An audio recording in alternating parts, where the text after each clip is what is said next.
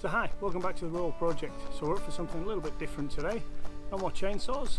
I've had a couple of concrete water tanks which I think you've seen me clean and paint exterior in the past. Now one of them's got a little bit of a leak.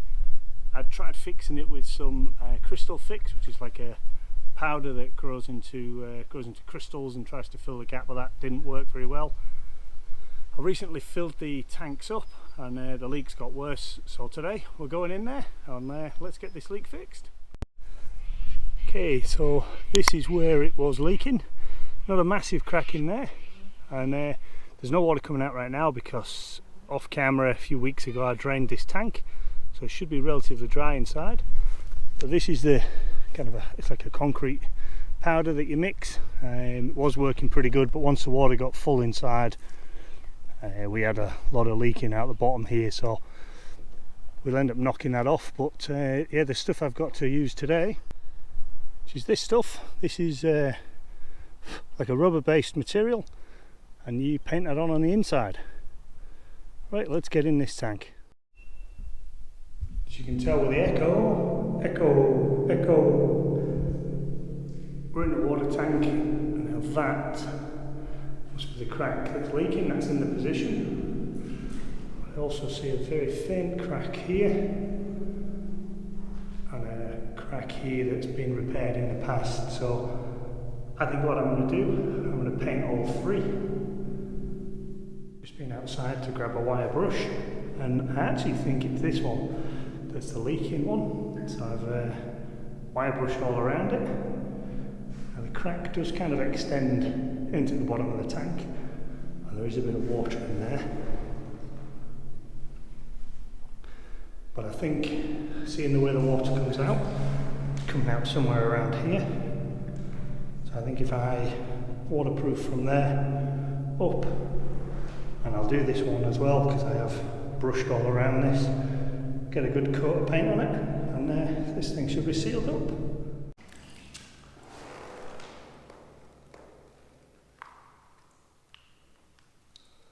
Right, I did already mixed.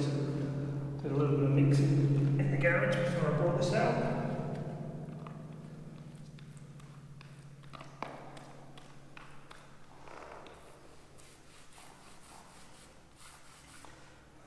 Put a nice thick coat on.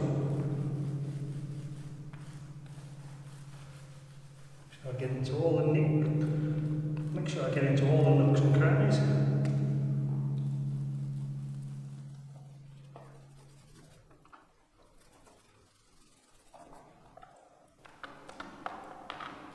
Expecting this to go on an awful lot thicker. Expecting it to be like a rubber paint. Certainly smells like rubber, but as you can see, there's not a lot of thickness to it.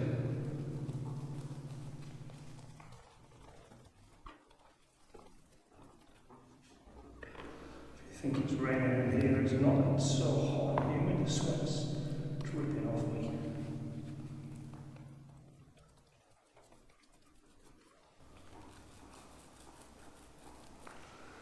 Okay, let's get to the next one. Okay, there we go. 1, 2, 3, 4, 5, 6. Definitely either that one or that one were the worst two. Like I said, I think it was this one. What I'm going to do now, leave these to dry for a few hours, come back, give it another second coat nice and thick, and then we'll leave it for a week and fill this tank up next week. Definitely a good view when you get out of here.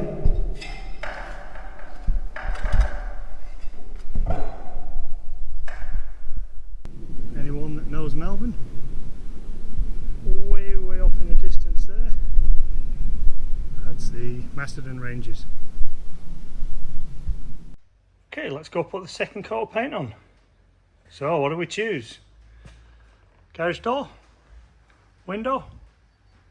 Open window? Or through the window? I think we'll go through.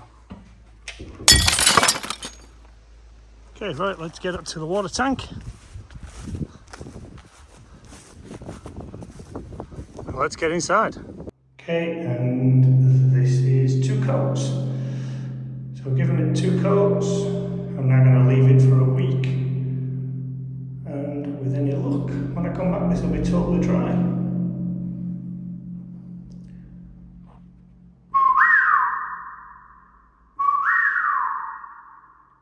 Echo! Echo!